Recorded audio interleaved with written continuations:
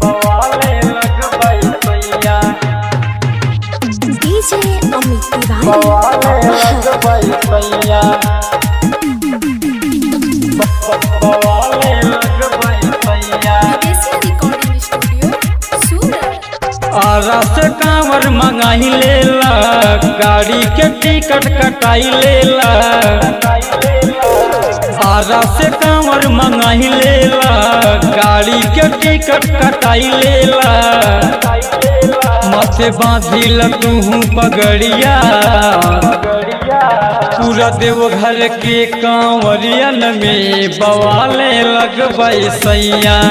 पूरा देवघर के कांवरियन में बवाले लगबै सैया। बवाले लगबै सैया। डीजे अमित तिवारी अपहर। बवाले लगबै सैया।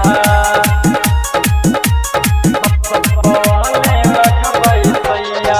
सुल्तानगंज से जलवा उठाई है, भोले बाबा पे चढ़ाई है हो।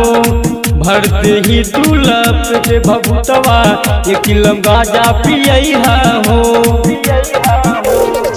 प्रयागराज से जलवा उठाई है, भोले बाबा पे चढ़ाई है हो। भरते ही तुलप पे भभुतवा, एक किलो गाजा पियई है हो। मिर्गा के छल तू पहिन बा, पूरा देवघर के कांवरियन में बवाले लगबै सैया। पूरा देवघर के कांवरियन में बवाले लगबै सैया। बवाले लगबै सैया। डीजे अमित तिवारी अपहर। बवाले लगबै सैया। बवाले लगबै सैया।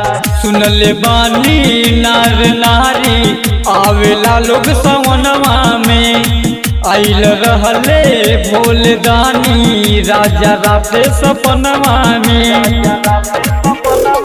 सुनले बानी नार नारी आवेला लोग सवनवा में। आइल रहले भोले दानी राजा राते सपनवा में। रिंकू राज तू माने बतिया, पूरा देवघर के कांवरियन में बवाले लगबै सैया।